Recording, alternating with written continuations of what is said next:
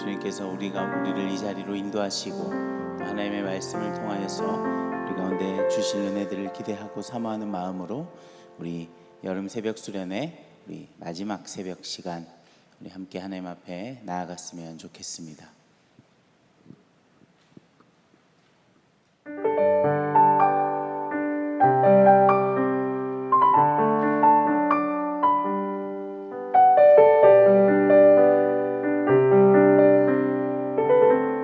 이곳에 생명샘 솟아나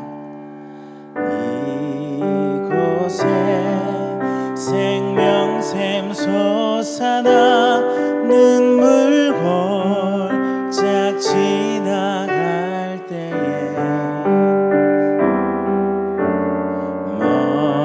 멋잖아 열매 맺히고 웃음소리 넘쳐나리라. 한 번 더 고백할까요? 이곳에 생명샘 솟아나 눈물 골짝 지나갈 때에 멋잖아 열매 맺히고 웃음소리 넘쳐나리라. 꽃들도 구름도 바람도 넓은 바다도 찬양하라 찬양하라 예수를. 하늘을 울리며 노래해 나의 영혼아. 은혜의 주 은혜의 주 은혜의 주. 2절입니다. 그날에 하늘이 열리고 그날에 하늘이 열리고 모든 이가 보게 되리라.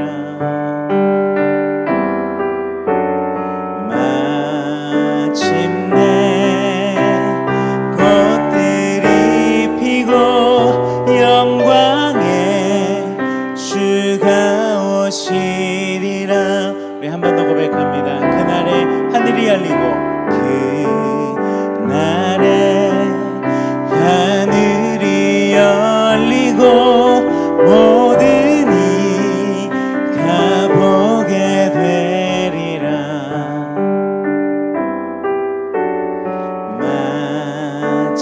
마침내 꽃들이 피고 영광의 주가 오시리라. 꽃들도 구름도 바람도 넓은 바다도 찬양하라 찬양하라 예수를.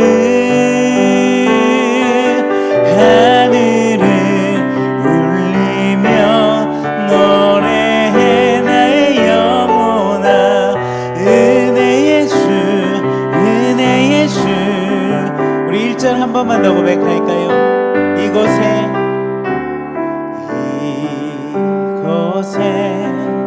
생명샘 솟아나 눈물 골짝 지나갈 때에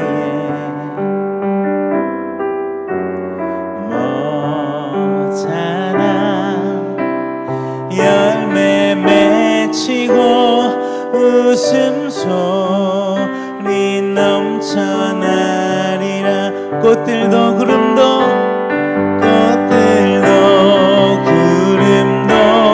바람도 넓은 바다도 찬양하라 찬양하라 예수를. 하늘을 울리며 노래해 나의 영혼아. 은혜의 주 은혜의 주. 우리 마지막으로 한 번만 더 함께 고백합니다. 꽃들도 구름도 바람도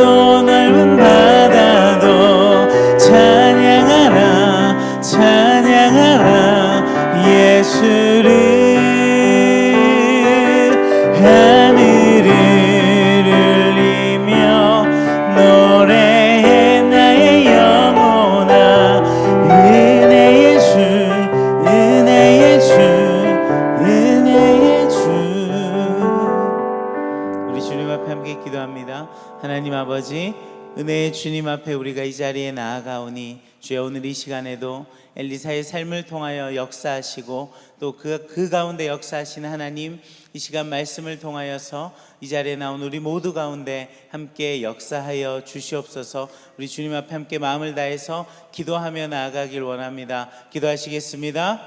거룩하신 하나님 아버지, 주님 이 시간 우리 가운데 은혜로 임하여 주시옵소서. 하나님, 우리가 사모하며 나아갑니다. 하나님, 사모하는 모든 심령들 위해 주님 한량없는 은혜를 더하여 주시옵소서. 주님,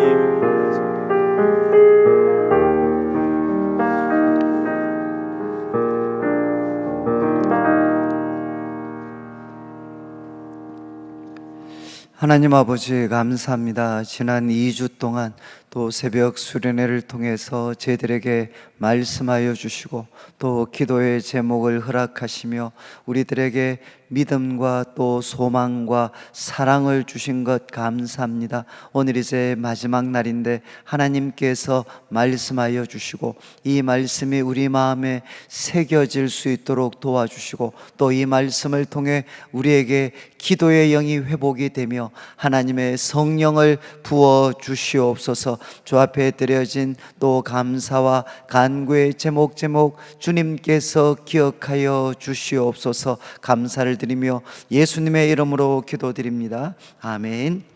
예, 우리 하나님의 말씀은 열왕기하 8장 7절입니다. 오늘은 분량이 이렇게 굉장히 많습니다. 이제 8장부터 해서 우리가 10장까지 좀 살피려고 합니다. 우리 7절 한 절만 같이 읽도록 하겠습니다. 같이 읽겠습니다. 엘리사가 다메섹에 갔을 때 아람 왕 벤하닷이 병들었더니 왕에게 들리기를 이르되 하나님의 사람이 여기 이르는나이다 하니. 아멘. 받으신 강의안을 한번 이제 보시면 좋겠습니다. 받으신 그 강의안을 보시면 그 제목이 이제 아합의 집과 그리고 이제 바알 숭배자들을 이제 심판하신 하나님께서 그 심판하시는 내용들이 기록이 되어져 있는데, 이제 여기서 그 엘리사가, 이제 하나님의 사람 엘리사가 결국 하는 일은 뭔가 하면 그 하사엘과 그리고 에후를 이제 세우는, 그리고 이 두 사람을 통해서 이제 이스라엘 가운데 어떤 그 일들이 일어나게 되었는가 하는 것을 이제 기록을 하고 있습니다. 그런데 이제 이 말씀은 이제 무엇과 연관이 되는가 하면 그 강의 안에 보시면 그 첫 번째 이제 엘리사와 하사엘 이야기를 하면서 그 참조라고 해서 열왕기상 19장 15절 16절 이제 말씀을 이제 제가 이렇게 언급을 했습니다. 그러니까 이 내용은 이제 여러분들이 그 이제 엘리사 이야기를 시작할 때 저희들이 살폈던 말씀인데, 이제 하나님께서 그 낙심해 있는 그 엘리야에게 세미한 음성으로 찾아오셨습니다. 세미한 음성으로 찾아오셔서 결국 주신 말씀이 뭔가 하면 이제 세 사람을 세우라는 겁니다. 하나님께서는 불 가운데에도 지진 가운데에도 오히려 계시지 않고 세미한 음성 가운데 찾아오셔서 결국 이제 세 명은 그 누군가 하면 먼저는 직접적으로 엘리사를 이제 세우는 거죠. 그렇지만 그 앞에 이제 두 인물이 나옵니다. 하나는 누군가 하면 이제 에후를 세우는 겁니다. 에후. 그래서 이 에후는 이제 그 아합 가문, 오늘 말씀에 나오겠지만 이 에후가 이제 아합 가문을 이렇게 소위 숙청하는, 그런 숙청하고 그가 이제 왕으로 세워지게 될 에후라는 인물을 세워라. 그리고 또 한 사람은 하사엘을 이제 아람의 왕으로 세워라, 이렇게 도전을 합니다. 그러니까 하사엘은 누군가 하면 이제 지금 이스라엘과 계속해서 그 원수의 관계를 유지하고 있는 그 아람의 이제 왕으로 이제 하나님께서 세워라, 이렇게 말씀을 하시고, 그리고 이 두 사람이 바로 이제 이 아합의 가문을 이렇게 하나님의 때에 멸하게 하는데 결정적인 역할을 할 것에 대해서 이제 말씀을 하셨습니다. 그러니까 엘리야 선지자가 있을 때, 그리고 엘리사가 그 부름을 받기 전에 하나님께서 이제 엘리야 선지자에게 주셨던 그 말씀이 이제 오늘 우리가 살피는 8장부터 10장까지 이제 말씀의 성취가 되게 됩니다. 그러니까 이 두 사람이 이제 하나님께서 이 두 사람을 세워서 결국 하시는 일은 뭔가 하면 바알 숭배를 이스라엘에 들여왔고, 그리고 그것을 본격화시켰던, 그래서 이스라엘 역사 가운데 가장 이제 심한 그 영적 암흑기를 가져왔던 가문, 그 가문이 아합의 가문입니다. 그래서 그 아합의 가문과, 그리고 또 이제 그 아합과 또 그의 아내 이세벨과 함께 이 이스라엘의 바알 숭배를 소위 막 흥황하게 했던 그 어떤 바알 숭배자들과 또 지지자들까지 이렇게 다 하나님께서 심판하시게 되는 내용들이 이제 오늘 본문에 쭉 기록이 되어져 있습니다. 그래서 여러분들이 이제 그 아합은 우리가 열왕기상을 통해서 보면 한 22년을 통치합니다. 22년. 이제 그리고 그 22년을 통치하고 그 다음에 그의 아들이었던 그 아하시아가 있는데, 이 아하시아는 2년 만에, 이제 통치한 지 2년 만에 사고로 죽게 됩니다.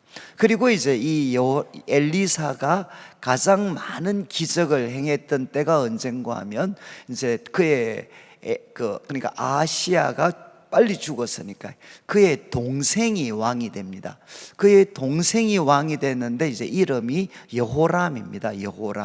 이 여호람이 한 12년 정도를 통치하게 됩니다.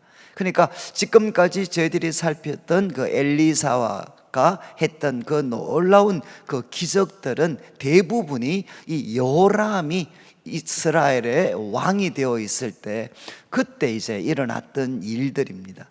그런데 오늘 이제 두 사람을 이제 세우게 되고, 이 두 사람을 통해서 결국은 이제 아합의 가문이 완전히 이렇게 그 소위 멸절을 당하게 되는 일들이 이제 일어나게 됩니다. 그러니까 정말 무너질 것 같지 않았던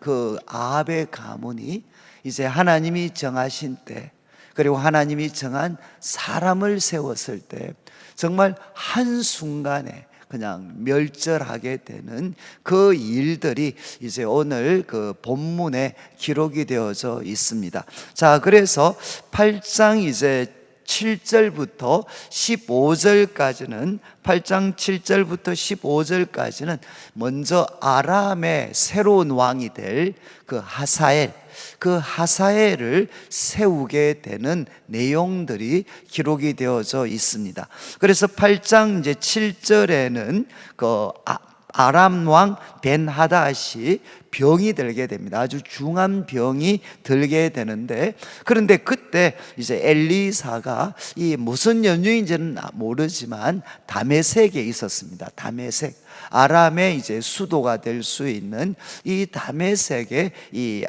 엘리사가 있었습니다. 이 소식을 듣고 아람 왕이, 원수의 나라인데 아람 왕이 지금 엘리사에게 사람을 보냅니다. 그러니까 내용은 뭔가 하면 내가 이 병에서 살아나겠는지, 내가 이 병에서 살 수 있겠는지 여호와께 이렇게 물어달라, 이렇게 부탁을 합니다. 그런데 그때 이제 부탁하기 위해서 보내었던 인물이 누군가 하면 하사엘입니다. 하사엘. 그러니까 이제 이 아람 왕 베나닷의 아마 제일 척건 중에 한 사람이겠죠. 그가 믿을 수 있었던 척건 중에 한 사람. 그래서 이 하사엘을 하나님의 사람 엘리사에게 이렇게 보내게 됩니다. 그렇게 보내니까 이제 9절부터 14절에는 이제 두 사람이 만나게 되죠. 그래서 9절에 하사엘이 이제 왕이 준비한 많은 예물을 가지고 이제 엘리사를 방문하게 되고, 이제 9절 마지막에는 이제 질문을 합니다. 왕이 나를 보내면서 나의 이 병이 낫겠느냐, 이렇게 이제 물었습니다. 그런데 10절에 이제 엘리사가 대답을 하죠. 그런데 참 이해하기 힘든 답변을 합니다. 너는 가서 그에게 말하기를 왕이 반드시 나으리라 해라. 그러니까 왕한테 나을 겁니다. 그 중한 병에서 나으실 겁니다. 이렇게 말을 해라. 그러나 여호와께서 그가 반드시 죽으리라고 내게 알게 하셨느니라. 여러분, 지금 왕에게 전달해 줄 소식은 뭔고 하면 이제 왕이 반드시 나을 겁니다. 하나님께서 말씀하셨다는 겁니다. 그런데 이어서 무슨 이야기를 했느냐? 그런데 하사엘 보고 이야기하죠. 하나님께서 나에게 알게 하셨는데 내용이 뭔고 하면 여호와께 이제 그가 반드시 죽을 것이라는 겁니다. 그가 반드시 죽을 것이다. 이렇게 참 살았다, 그가 살 거다라고 이야기했는데, 그런데 하나님이 알게 하셨는데 바로 그가 죽을 거다, 이렇게 하사엘에게 이야기를 합니다. 그리고 이제 11절을 보시면 하나님의 사람이 이제 하사엘의 얼굴을 쏘아 보게 됩니다. 그러니까 막 정말 이렇게 하사엘의 얼굴을 쏘아 보는데, 참 그 시선을 받는 이 하사엘이 부끄러울 정도로 이 엘리사가 하사엘을 계속 쏘아 봅니다. 그러니까 12절에 하사엘이 묻죠. 이제 쏘아 보다가 더 충격적인 것은 엘리사가 웁니다. 11절 마지막에 보시면 그의 얼굴을 쏘아 보다가 웁니다. 그러니까 하사엘이 질문하죠. 내 주여 어찌하여 우십니까? 라고 이야기할 때, 그때 이제 이 엘리사가 충격적인 이제 답변을 합니다. 너가 이스라엘 자손에게 행할 모든 악을 내가 알기 때문이다. 너가 그들의 성에 불을 지르고, 그리고 장정을 칼로 죽이고, 어린 아이를 맺히고 아이 벤 부녀를 가르게 되는 이런 참혹한 일, 참혹한 고통을 이제 이스라엘 자손에게 행할 것이기 때문에, 그래서 내가 참 운다, 이렇게 답변을 했습니다. 그러니까 13절에 하사엘이 이제 이야기하죠. 아니, 당신의 개 같은 종이 무엇이기에 이런 큰 일을 행할 수 있겠습니까? 어떻게, 내가 왕도 아니고 정말 개 같은 그런 존재인데 어떻게 이스라엘에게 이렇게 고통을 주는 큰 일을 할 수 있겠습니까? 그런데 그때 엘리사가 이야기합니다. 여호와께서 너가 아람 왕이 될 것을 내게 알게 하셨다. 그러니까 하나님께서 이스라엘에만 새로운 왕을 세우는 것이 아니라 원수의 나라인 이 아람의 왕으로 이제 하사엘을 세우시겠다, 이렇게 하나님께서 말씀을 하시게 됩니다. 엘리사를 통해 말씀을 합니다. 그러니까 이제 14절 하사엘이 엘리사를 떠나가게 되고, 그리고 이제 그의 주인에게 이제 대답을 하죠. 엘리사가 뭐라고 답을 했는가 하면 반드시 사실 겁니다, 이렇게 답을 했다는 겁니다.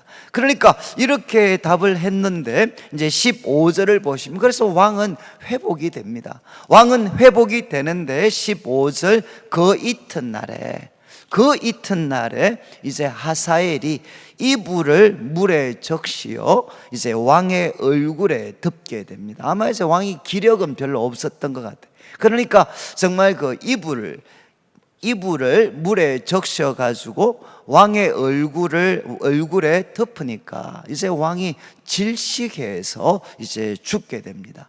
그리고 이제 하사엘이 베나닷을 대신해서 이제 왕이 되게 됩니다.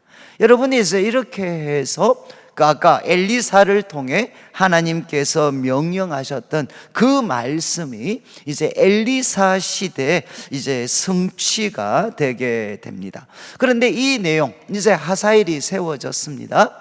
그리고 이 하사엘이 얼마나 이스라엘을 이제 극심하게 고통에 빠뜨렸는가 하는 것은 이제 오늘 밤에 저희들이 엘리사의 마지막을 다루게 될 때, 그때 이제 우리가 한 번 더 살피게 됩니다.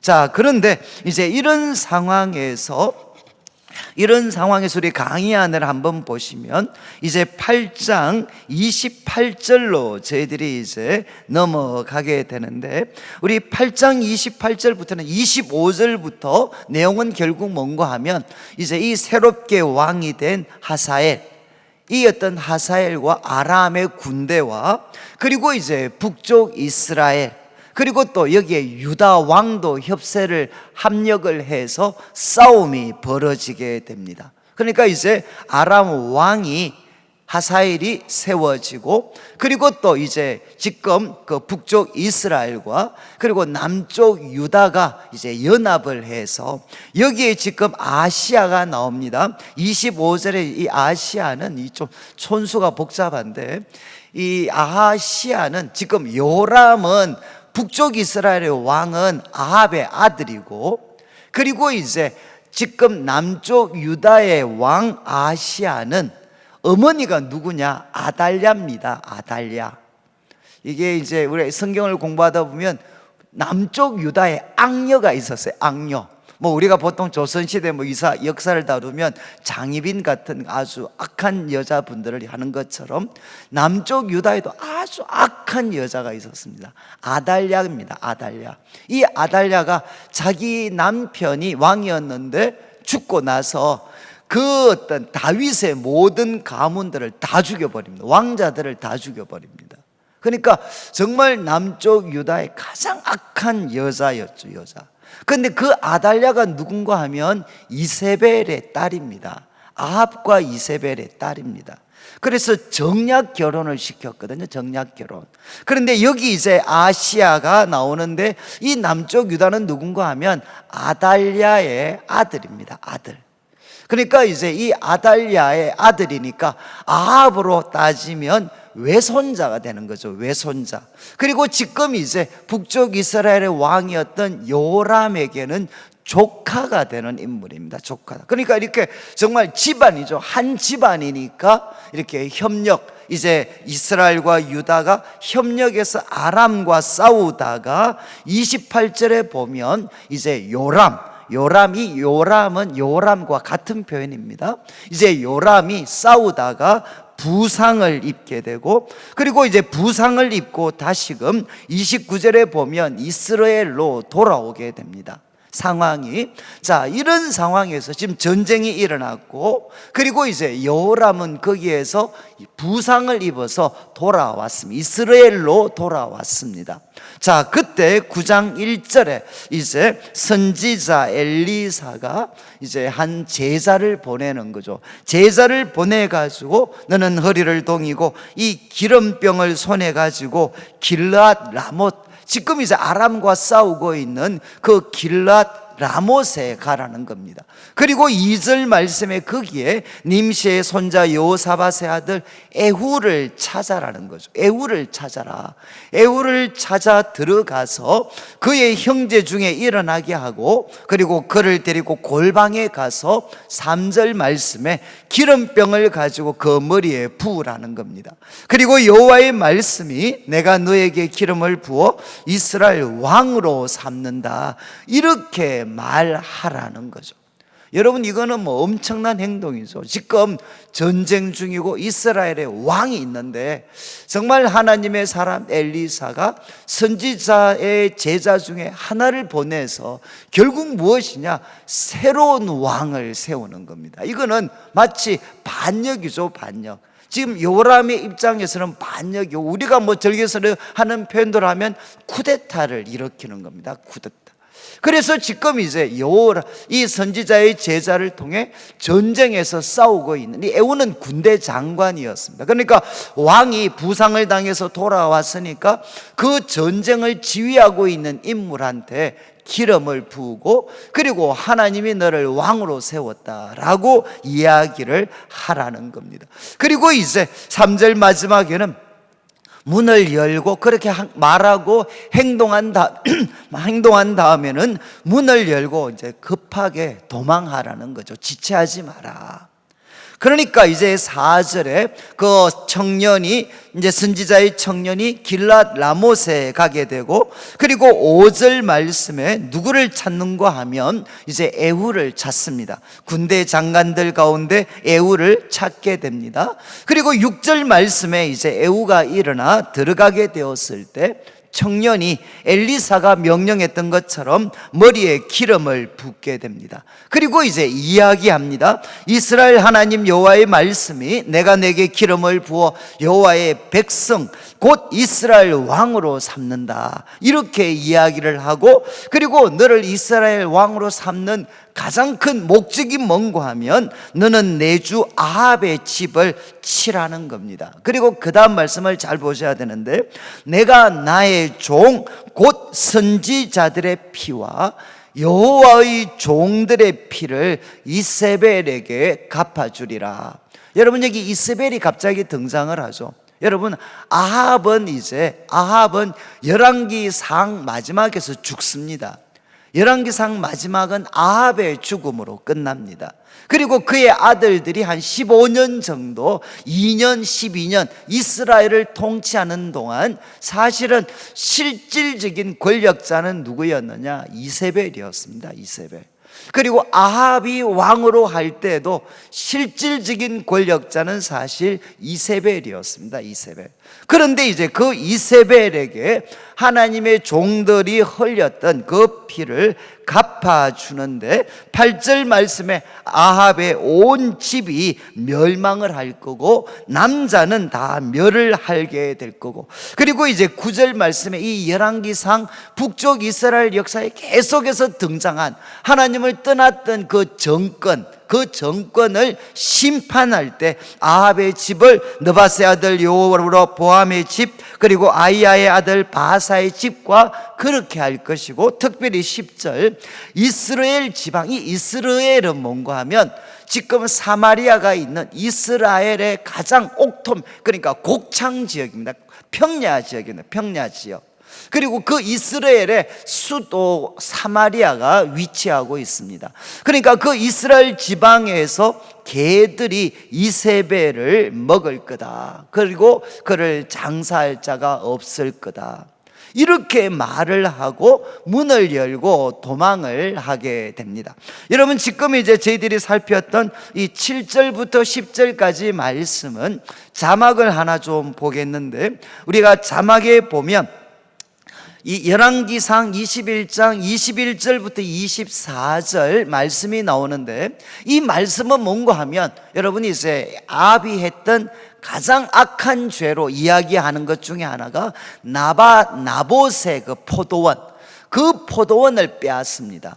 그리고 그 포도원을 빼앗기 위해서 나봇이라는 인물에게 무고한 죄를 막 뒤집어 씌워가지고 죄를 뒤집어 씌워서 그를 죽이게 됩니다. 그런데 그때 하나님의 사람 엘리야가 이제 그 아합을 찾아가서 심판을 명하는 내용이 21절부터 24절입니다. 그러니까 21절에 뭐라고 되어 있습니까? 지금 내가 재앙을 내려서 쓸어버리는데 내게 속한 남자는 다 멸할 거다. 그리고 22절을 보시죠. 22절을 보시면 이제 너의 집을 여로보암의 집 그리고 바사의 집같이 할 거다. 완전히 그냥 멸절시켜 버린다는 것. 그리고 23절을 보시면 이제 이세벨에 대해서도 이야기하죠. 여호와께서 말씀하시되 개들이 이스라엘 성읍 곁에서 이세벨을 먹을 것이다. 그리고 마지막 24절 이제 아합에 속한 자로서 성읍에서 죽는 자들은 개들이 먹고 들에서 죽는 자들은 공중의 새가 이제 먹을 거다. 이 말씀이 이제 이 사건, 지금 이 9장부터 10장 펼쳐지는 사건을 통해 완전히 성취되게 됩니다. 그러니까 이 말씀은 앞에서 언급을 했던 것처럼 최소한 20년 전 정도에 이제 엘리야에게 주신 말씀입니다. 그런데 이제 이 말씀이 여전히 살아있고 이제 엘리사를 통해서 이 말씀이 이어져서 하나님이 보셨을 때 때가 되었을 때 이제 이 말씀이 역사 가운데 이루어지게 됩니다. 그래서 이제 11절부터는 이제 에후가 기름 부음을 받고 이제 왕이 되고 그리고 그가 왕이 되어서 아합의 온 집을 칠 것에 대해서 그리고 이것이 선지자 엘리야를 통해 주신 말씀을 이루는 것임을 이야기하고 나서 이제 11절에 에후가 나갑니다. 그리고 그의 신복들에게 묻죠. 아니 왜 왔습니까? 그 미친 자 같은 사람이 왜 왔습니까? 라고 질문을 했을 때 이제 12절에 이야기하는 거죠. 아니 그가 무슨 말 했습니까? 라고 할 때 12절 마지막에 그가 나한테 이야기를 했다.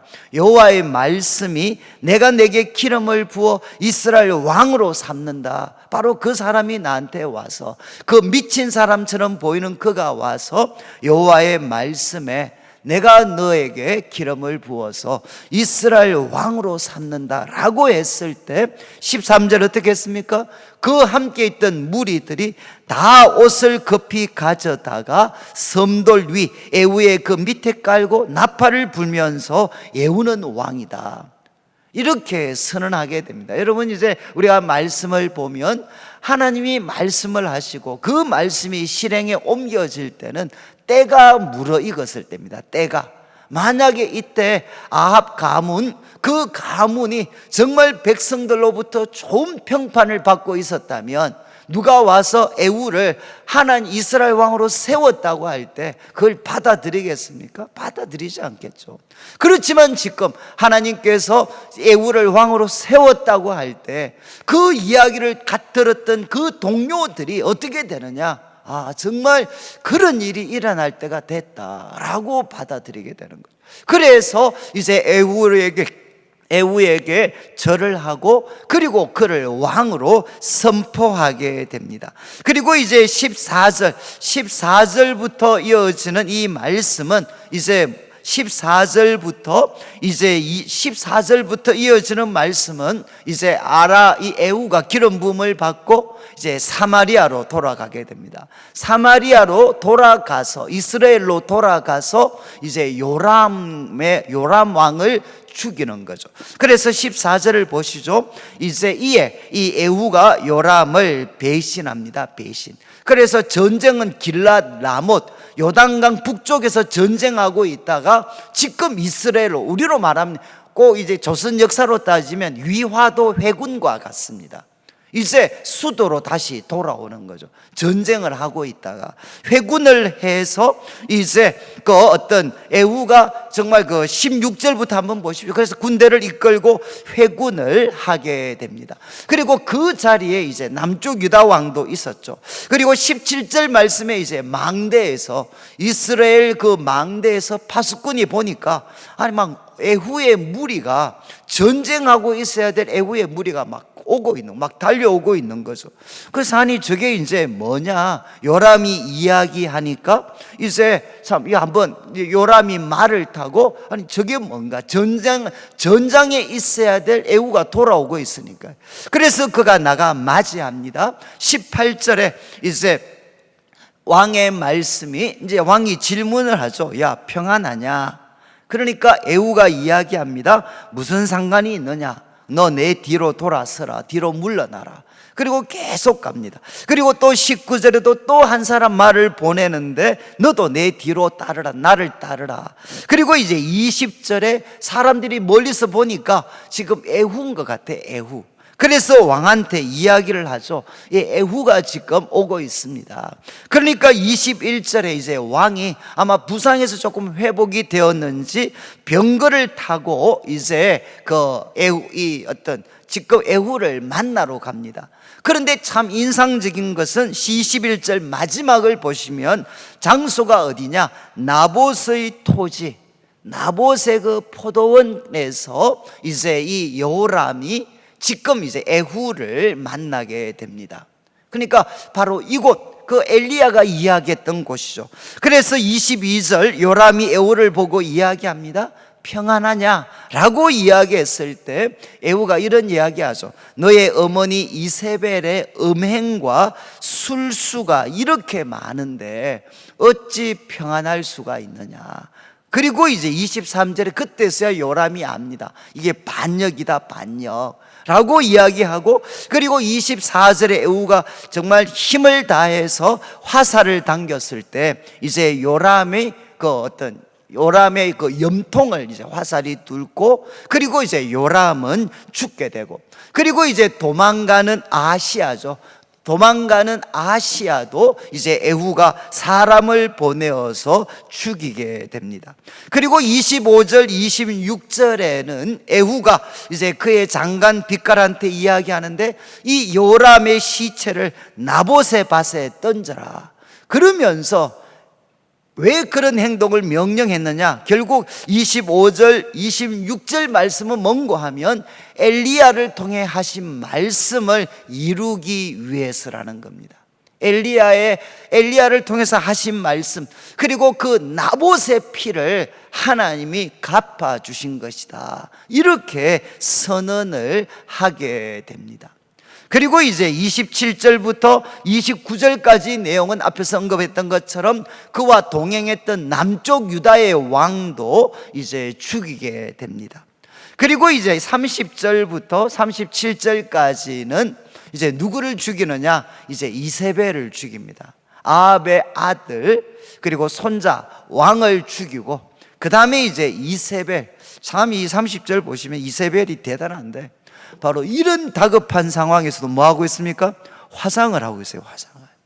눈을 그리고 머리를 꾸미고. 그래서 저는 이 눈 그리는 거는 옛날부터 있었구나, 이게. 그래서 이때 지금 죽음 직전인데도 눈을 그리고 머리를 꾸미고, 그리고 창으로 바라보다가 에후가 들어왔을 때 이렇게 이야기합니다. 주인을 죽인 너 시므리여 평안하냐? 참 이 말도 여러분, 갑자기 시므리가 나오죠. 누군가 하면 아합의 아버지가 오므리입니다. 오므리. 그런데 오므리가 왕되기 전에 시므리라는 사람이 반란을 일으켜가지고, 시므리라는 사람이 반란을 일으켜서 6일 동안 왕이 돼. 6일 동안. 그 6일 동안 왕이 되었는데 그 시므리를 제압한 게 바로 아합의 아버지 오므리입니다. 오므리. 그러니까 지금 에후를 누구라고 지칭하느냐? 너 시므리여. 이 말은 뭐겠습니까? 너가 지금 반역을 일으키지만 시므리처럼 곧 제압을 당하고 너 더 죽을 거다. 그런 뜻에서 이제 시므리여 평안하냐, 이렇게 이야기하죠. 그때 32절에 에후가 얼굴을 들어 창을 향해서 지금 내 편이 될 자가 누구냐라고 이야기하고, 33절에 내 편이 될 사람은 저 이세벨을 그냥 내려 던져버려라, 이렇게 이야기합니다. 그래서 그와 함께 있던 종들이 이 이세벨을 아마 조금 높은 데 있었겠죠. 던져버려서 정말 33절에 보면 그 피가 뭐 담과 또 말에 튀고, 그리고 또 34절에 이 저주받은 여자를 장사해라 그랬을 때 35절에 보면 뭐 이 참혹한 이야기죠. 이 몸을 찾기가 어려웠다. 두골과 발, 손 외에는 찾지 못하는. 그리고 이제 36절, 37절에는 엘리야를 통해 하신 말씀, 앞에서 우리가 살폈잖아요. 엘리사를 통해 하신 말씀이 성취된 거다라고 한 번 더 강조를 합니다. 그리고 10장 1절부터 시작을 해서 17절까지는 누구냐? 내용이 뭔가 하면 아합에게 70명의 아들이 있었습니다. 70명의 아들이 있었고, 그리고 이들을 이제 지도하는, 이제 소위 말해서 유력한 사람이 있었습니다. 그러니까 이 아합의 왕자들을 가르치는 사람한테 편지를 보내서 이제 다음 날까지 그 아합의 아들들의 그 목을 가져와라. 그래서 70명 아합의 아들들이 죽게 됩니다. 그 내용이 10장 1절부터 시작을 해서 이제 11절까지 이렇게 기록이 됩니다. 그리고 이제 그의 지지자들까지 다 죽이게 되죠. 7장 11절, 10장 11절을 보시면 아들들과 함께 남아있는 자를 죽이는데 그의 귀족들, 신뢰받는 자, 제사장들, 그리고 그에게 속한 자를 하나도 남겨두지 않았다는 겁니다. 그러니까 아합, 그리고 어떤 이제 처음에는 아합의 아들 왕들을 죽이고, 그 다음에 이세벨이 죽었고, 그리고 그의 아들들이 죽고, 그리고 그의 지지자들이 다 죽게 됩니다. 그리고 이제 이 18절부터 시작을 해서 31절까지 말씀, 이 말씀에는 또 참 어떻게 보면 누가 죽느냐? 이제 바알 숭배자들이 죽게 됩니다. 바알 숭배자들. 그런데 여기에 이제 인상적인 것은 뭔가 하면 15절부터 17절에 누가 등장하느냐? 그냥 제가 언급만 하겠는데 레갑이라는 인물이 등장합니다. 레갑. 그래서 여러분들이 혹시 김성일 씨가 썼던, 이거는 하나의 판타지죠. 소설 같은 데 보면 엘리야와 함께 이 북쪽 이스라엘에서 하나님에 대한 그 순수한 믿음을 지키는데 결정적인 역할을 했던 가문으로 이 레갑 가문을 이야기를 합니다. 그러니까 여러분, 에레미야가 이제 그 이스라엘 마지막 때 정말 그 당시 유랑 생활하고 있던 레갑 자손 모아서 술을 마시게 했을 때 우리는 조상 레갑 그리고 그 아들의 교훈을 받아서 절대 막 먹지 않습니다. 그래서 이스라엘 백성들에게 하나님을 향한 신실함을 나타내는 그 가문을 대표하는 게 바로 레갑입니다. 레갑 가문입니다. 그런데 그 레갑 가문이 이제 레갑이 15절에 등장하는 거죠. 레갑의 아들 요나답을 만나는지라. 결국 이 레갑의 아들 요나답이 바로 에후와 함께해서 이제 이 바알 숭배자들을 숙청하는 일들을 하게 됩니다. 그래서 15절 마지막에 그는 이야기하죠. 야, 내 마음이 너 마음을 향해 진실함 같이 너 마음도 그러하냐. 그래서 에후와 그리고 이 레갑의 아들 요나답, 이 에레미야의 요나답이라고 되어 있는데 이 둘이가 마음을 같이 하게 되고, 그래서 18절부터 에후가 온 백성들을 다 모읍니다. 이유가 뭔가 하면 이렇게 아합은 바알을 조금 섬겼지만 에후는 많이 섬기겠다. 그러니까 이 말이 바알 숭배자들한테 얼마나 안심이 되겠습니까?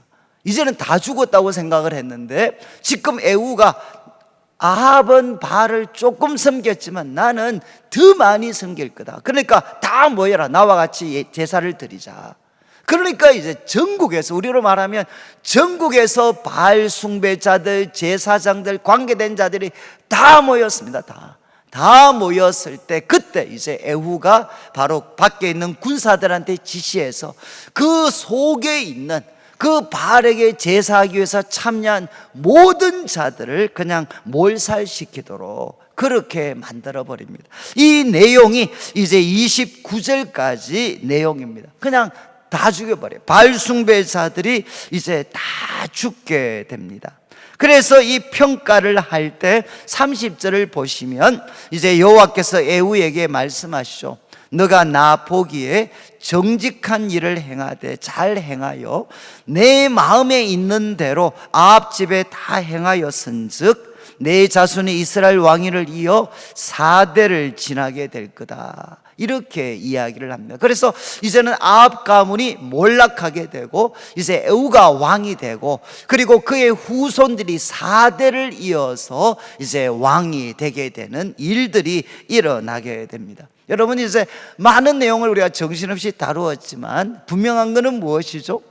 이제 하나님께서 때가 찼을 때 선지자 엘리야를 통해서 주셨던 그 말씀을 이제 엘리사, 그의 후계자였던 엘리사를 통해 실행에 옮기게 됩니다. 그리고 이제 두 사람이 세워지게 되고, 특별히 이제 에후를 바로 왕으로 세워서 정말 무너질 것 같지 않았고, 그리고 그 땅을 완전히 지배하고 있었던 아합의 가문과 바알 숭배자들을 하나님이 한순간에 제거해 버리시는 그 일들이 이제 기록이 되어져 있습니다. 여러분, 제가 이 말씀을 좀 같이 이렇게 마냥 살피면서 하나 느끼는 것은 무엇이죠? 제일 밑에 제가 표기했던 것처럼 하나님의 심판의 수레바퀴는 여러분 이제 천천히 그러나 확실하게 굴러갑니다.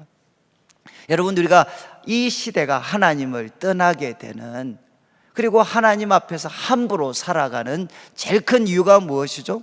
하나님이 바로 심판하시지 않는 것 같으니까. 다른 말로 하면 하나님이 살아계시는 것 같지 않아요. 그냥 나쁜 사람들은 여전히 나쁘게 해도 아무 탈이 없는 것 같고, 그리고 시편이나 여러분들이 선지서를 살펴보면 제일 선지자들이 원망하고 탄식하는 게 뭐냐? 이렇게 악을 행하는데도 불구하고 왜 하나님 침묵하십니까? 이게 선지자들과 신실했던 하나님의 백성들의 탄식이었습니다.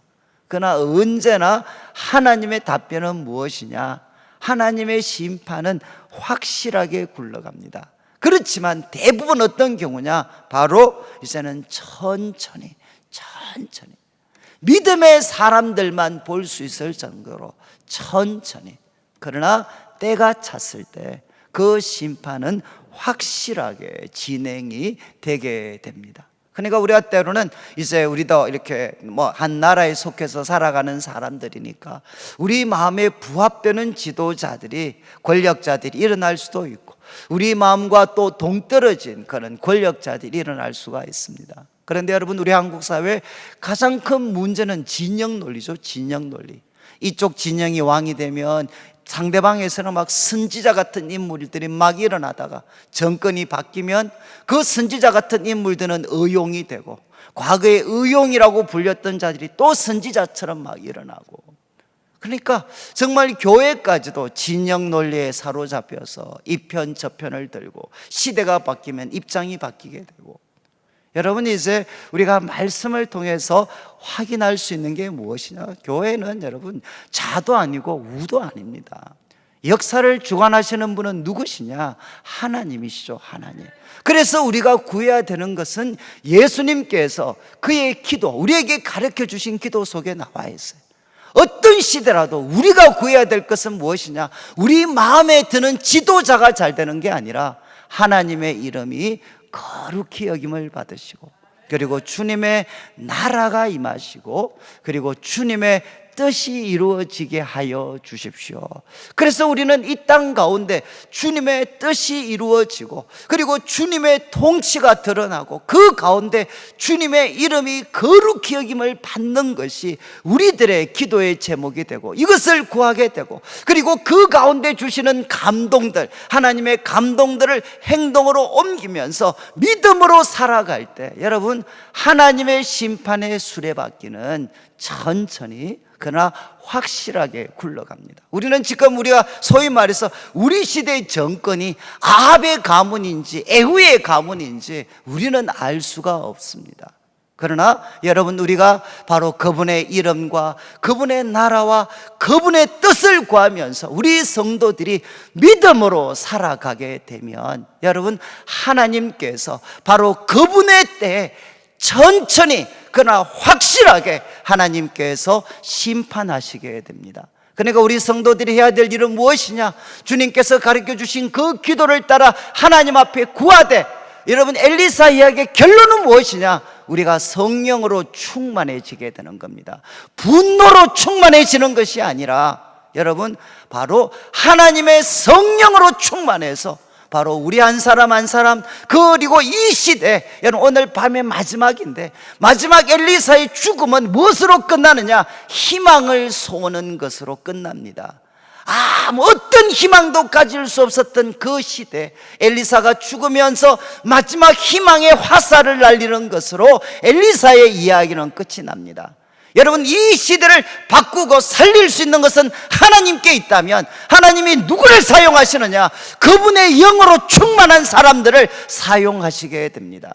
저는 우리 성도님들이 하나님의 말씀을 깊이 살피고 하나님과 깊은 교제 속에 하나님의 영으로 충만하여서 이 시대를 살려가는 하나님의 사람들로 살아가게 되시기를 주님의 이름으로 축원합니다. 우리가 말씀 기억하면서 한 7분 정도, 한 7, 8분 정도만 이제 우리가 오전으로는 마지막 시간이니까 하나님의 심판의 수레바퀴는 천천히 그러나 확실하게 굴러갑니다. 하나님, 이 나라와 민족을 주님께 올려드립니다.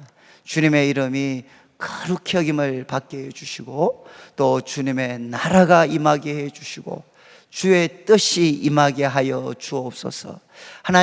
하나님의 심판의 수레바퀴는 확실하게 그러나 천천히 굴러가고 있음을 말씀을 통해 확인합니다. 하나님, 우리를 주의 영으로 충만하게 하시고 이 나라가 거룩한 나라가 되게 하여 주시옵소서. 우리 합심해서 함께 기도드리겠습니다.